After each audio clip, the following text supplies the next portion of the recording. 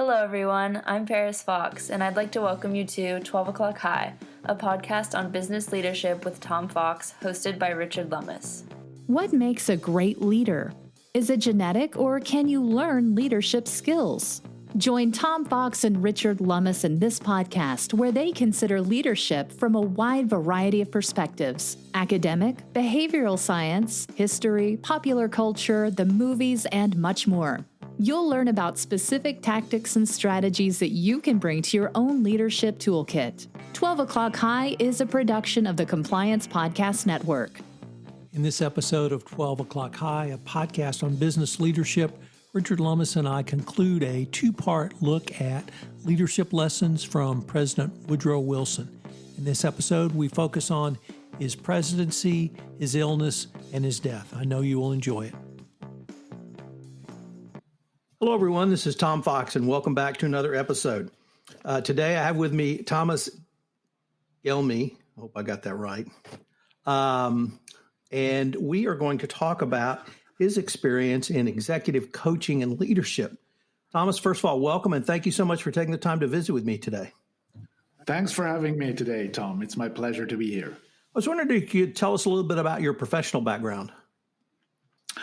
Well, I've been in the domain of learning and development for over 20 years now, working with leaders across organizations, across cultures worldwide. And before that, before I changed into this part of my biography, I used to work in the airline industry. So I used to work for Swissair, the former Swiss national carrier. And I was actually a lead cabin crew. Maître de cabine is what it was called. Some airlines call it purser. And before that, I used to work with a circus for 1.5 years. And my first money ever I earned cutting people's hair. So I was a hairdresser in the beginning. Wow, that's quite a varied professional background. It's a colorful biography. Yes, it is. Indeed. One of the things that really struck me about you in researching you a little bit for this podcast is you appear to be incredibly passionate about coaching and executive leadership. You talked about being in this field for over 20 years. Why are you so passionate about your current profession? Because I see on a daily basis what is possible. On the one hand side, I see the importance of strong leaders in organizations, of leaders who are in a good balance and in good contact with themselves so that they can be in genuine contact and be inspiring and visionary leaders for their teams. And I see how coaching is a means to improve the quality of this leadership and help people, help leaders grow. Right? Grow into their next level of development. What's the difference between executive coaching and executive sparring? All right. So coaching is always very clearly limited to a certain period of time, and it's very target oriented. So you define goals in the beginning, and then you work together towards these goals. Sparring, to me, goes beyond coaching. It is a format that may include some coaching aspects, but also other forms of deep conversation. It can include, being a sounding board to bounce off some ideas, or to really just have a conversation about something that an executive may not be able to discuss with anyone else. So why do you maintain that for leadership in the 2020s and perhaps even beyond, it requires a stable personality, someone who is self-aware, knows their own strengths and limitations, and who deals with the issues in front of them in an authentic, relaxed, and open way? Well, the short answer to that is because everything else depends on that. And to say a bit more about it, I would say that who you are on the inside and how well you are in touch with yourself and in balance with yourself, and how well you know yourself with your strengths and limitations, everything you do, everything you say, how you treat others, how you react to others depends on that. So the inside has a strong influence on the outside. And therefore, that's really the starting point. Good leadership, more than anything, is good self-leadership, and good leadership development is mainly personality development. Well, that really leads into the next question I wanted to ask you, which is how you coach leadership development. Okay, well, there are different approaches to coaching. Also in executive coaching, there are different approaches. I mostly work or initiate the process by raising awareness. And one way of raising awareness is, for example, to conduct a 360-degree assessment or feedback. This is a process that can be more or less structured that involves the most important stakeholders of an executive or of a leader, and asks for their perception, for their feedback. This is usually the direct manager of this person I coach. It's peers on the same hierarchical level, but it's also direct reports and can be other stakeholders, such as the most important customers. And this feedback generates a report that we then look at together, and we identify one or two main areas for development. And then we start into the actual coaching process, where we meet, of course, on a regular basis, virtually nowadays. And from these coaching sessions, the leader comes out with insights, with intentions, and goes back into daily business, where the person then practically applies them, observes the impact, reflects on it, and brings this back into the next session. And then we take it from there. And usually over a period of 6 to 12 months, we see the desired changes in mindset and in behavior. And then towards the end of such a process, we do another assessment, another brief survey, so to speak, where we ask the most important stakeholders where they have seen and perceived positive change and improvement. And by doing that, we have a measurable result in the coaching process. I'd now like to turn to your book about cabin crew and how that can teach leadership, teamwork, and customer service. And perhaps before we start, could you explain what a cabin crew is, who's in it, and what's their role both up and down the chain? Okay, yeah, that's a very good question. Well, of course, first of all, I wrote the book because of my background in the airline industry. Now, what is cabin crew? In a plane, working crew, you have the pilots, of course, obviously, sitting in the front, usually two pilots. And then everything that happens behind the cockpit door in the cabin, in the passenger cabin, is managed by the cabin crew, which usually consists of one or multiple in-flight managers or pursers that are responsible for leading the crew. And then you have the actual crew, the flight attendants, that have two main tasks and two main roles. The first and most important role is the one of passenger safety. So cabin crew is actually on board aircraft because of passenger safety. And the amount of cabin crew directly depends on the number of emergency exits on a plane and the number of passengers, of course. The other role is a more service-oriented role, right? That is attending to the comfort of the passengers, serving meals, etc., etc. That's the role that most passengers perceive, right? Because that's what mostly happens on a plane, and that's the tip of the iceberg that the passenger typically sees. But the main role is really ensuring passenger safety. many professions were obviously impacted by 9/11, but one of the ones that has to be right up there in terms of additional stresses and pressures has to be a cabin crew.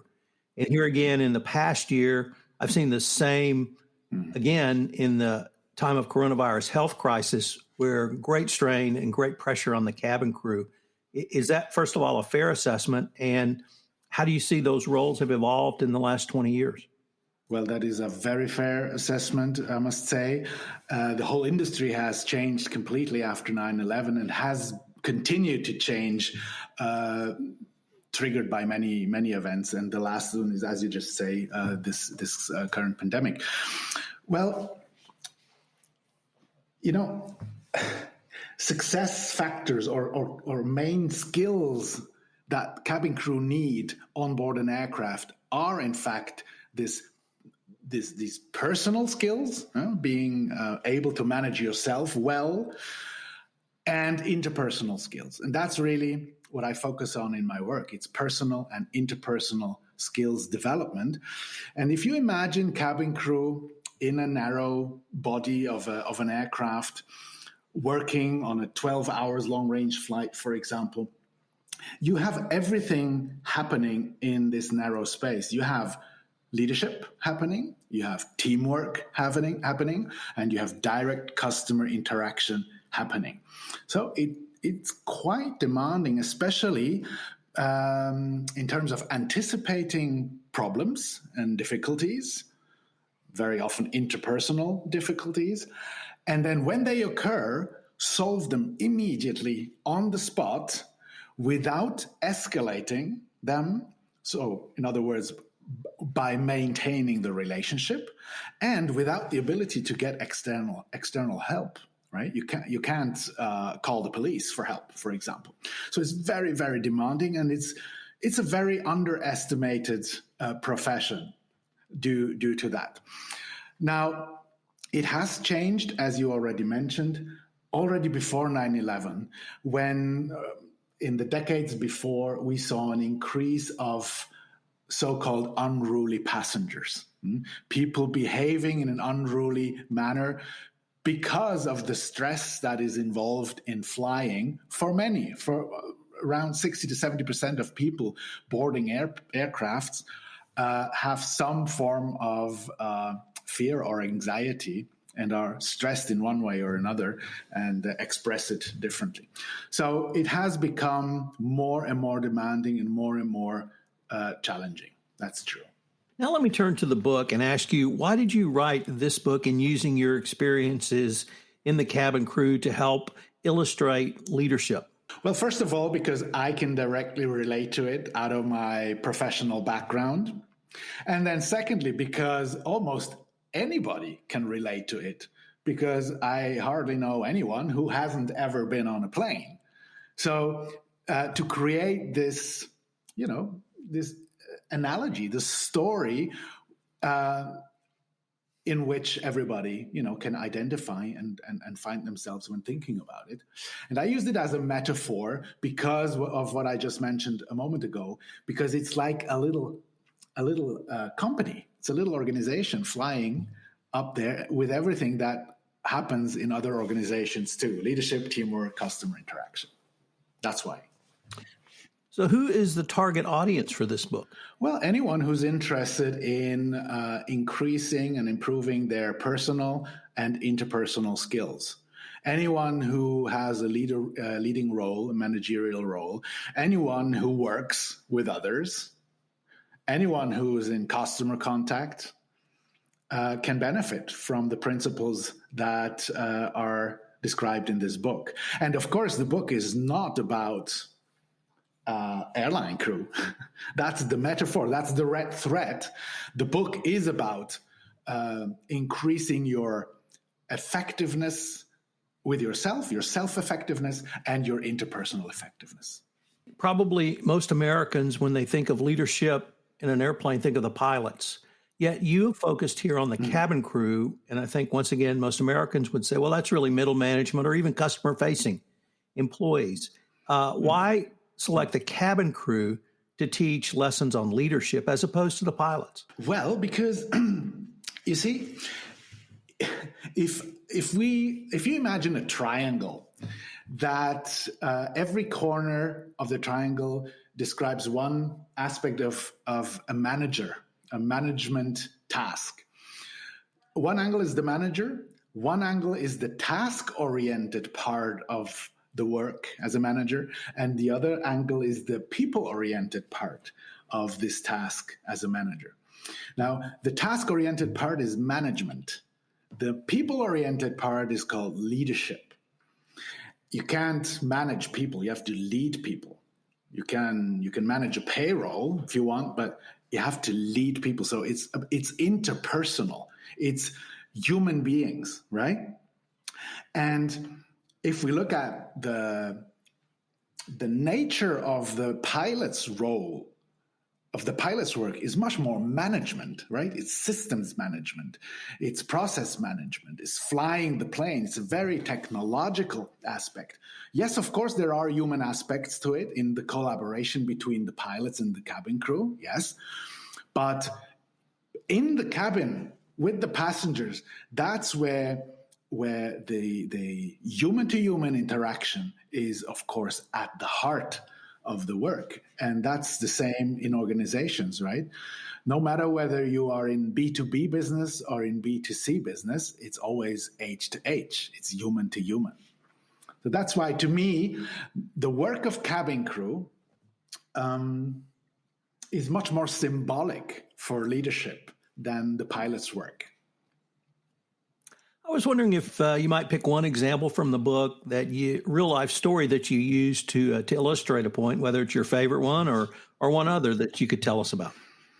Well, there are many stories in the book, of course. One that just pops up in my mind is a story that illustrates very well how we often make assumptions about other people. So I got this night flight. I think it was out of Hong Kong, and the passengers were boarding, and then came this elderly lady, and she had a very grumpy look on her face, right? And she seemed to be very, grumpy and angry and not very friendly as a person, right? So she boarded the plane, sat down in business class, and I was in charge there, and I observed that some of the cabin crew, some of the flight attendants who were had their duty in this section of the plane already started talking about her. Like, oh, she's so unfriendly. Oh, this is going to be a great flight with such a grumpy passenger, et cetera, et cetera. And so I didn't pay much more notice to that. We took off. We got airborne. And then during the first service, she had the same attitude, and I also got the impression, she's almost a bit rude, huh? Not really friendly. And then after the service, as I walked by her through the aisle, I saw she was sitting there, with tears running down her face, and she had the seat available next to her. So I leaned over to her and I asked, "Madam, are you okay? Is everything okay? Is there anything I can do?" And she said, "Yeah, would you just sit down for a moment with me?" I said, "Yes, of course." And so what she said was that her husband just passed away during their vacation in Hong Kong. And he was actually downstairs in the hold traveling with us, right? And so it hit me, of course, and it turned the whole situation around 180 degrees. So suddenly, she wasn't the grumpy, unfriendly person anymore. She was just a person who just experienced massive loss, and she was grieving, right? And so what it illustrates to me is that we always only see the facade. We only see the tip of the iceberg. And we don't know what people are carrying around with them. And everybody has their story or stories. Everybody's carrying their backpack. And we just don't know why somebody may be a bit grumpy or a bit irritated, right? So what I would encourage everyone who's listening to do is to be very reluctant in judging why others might behave the way they behave, and replace judgment maybe by curiosity, and have a compassionate approach to each other, which also is a part of leadership. So we're recording this in late March of 2021. At least in America, we've been in lockdown started a little over a year ago for the coronavirus health crisis. And I was wondering, has this health crisis changed your approach in training leadership, or were you able to transition to the virtual world and be just as effective going forward? Well, for me personally, my business has changed its formats fundamentally. The content and the heart and the core of my work has remained the same. But while I was mostly meeting people in person worldwide until March last year, I was traveling a lot. 90% of my work is now virtual. 90%. And every now and then I go out and meet somebody in person. But that's how it has changed. And much of this, I'm convinced, is here to stay. We are probably going to end up in a hybrid mode over the next months and years, even post-pandemic. A lot of our work, or much of our work, will stay virtual where it can be done virtually.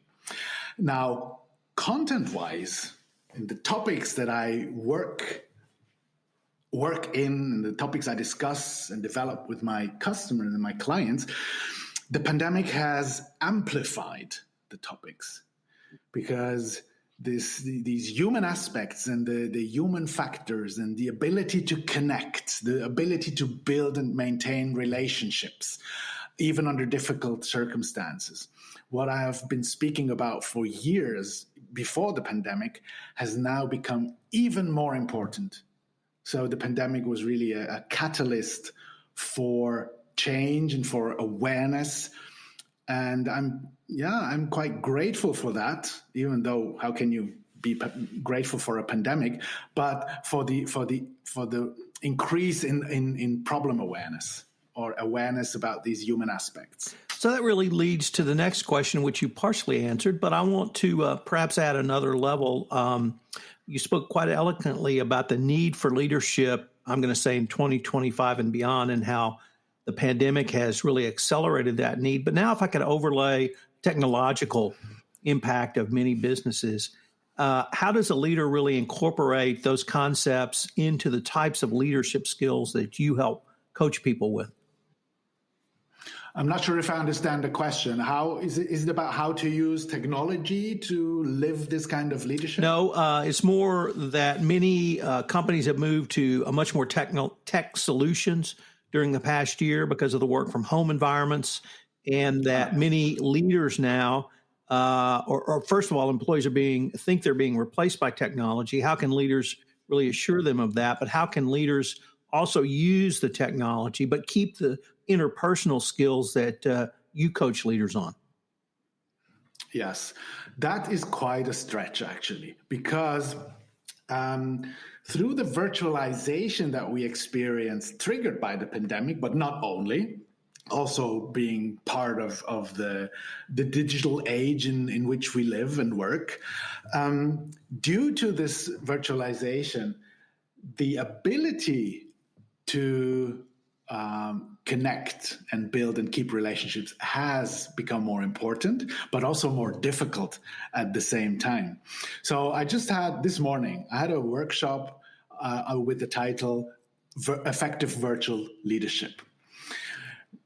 What is different? Well, one thing that is completely lacking is all the informal way of communication and information exchange that usually happens, at the water boiler, at the coffee machine. If you meet someone between meetings and say, "Hi, how is it going? Oh, can I ask you about this and this?" So this whole informal part of collaboration, which is so important, is completely missing, is gone. So therefore, one thing that leaders can do is to actively actively stimulate this exchange and create possibilities, create opportunities where people, for example, can have a virtual exchange that does not revolve around tasks and priorities and business-related topics. So some best practices, for example, are to have a virtual open office for half a day per week, for example, where the whole team is virtually online. Everybody is with the webcams on, visible, but we're not interacting. Everybody's working, doing their stuff. We can see each other. We get this sense of community, the sense of belonging, which is a fundamental human need. And if I need to exchange a few words with someone, I can launch a separate meeting. That's one way of working today under the given conditions and with the technological abilities, possibilities that we have at hand. Thomas, unfortunately, we are near the end of our time for this episode, but I was wondering if our listeners wanted any more information on yourself, your services, or your book. Where could they go? Okay, well, the first point of access, of course, is my website. It's thomasgelmi.com, one word. And by the way, yeah, it's Gelmi. It's like gelato. It's an Italian name. That's why it's pronounced like that. So thomasgelmi.com. You can connect with me on LinkedIn or Facebook or Instagram. And the book, of course, can be ordered through Amazon, most popular channel, as a Kindle, as a hard copy. And it's also available in German for those of you who want to read and can read German. Well, Thomas, this has been a fascinating episode. As things evolve, perhaps I could call upon you in 6 months or 12 months down the road to see where we might be and where you might be. So I greatly look forward to continuing the conversation. Thank you very much. I would definitely look forward to that. Hello, everyone. This is Tom Fox again. I hope you enjoyed this episode of 12 O'Clock High, a podcast on business leadership. Also, check out the article that the podcast is based upon in the show notes. Please join us again for our next episode where Richard Lummis and I will take another look at leadership. 12 O'Clock High, a podcast on business leadership, is a production of the Compliance Podcast Network and a proud member of C-Suite Radio.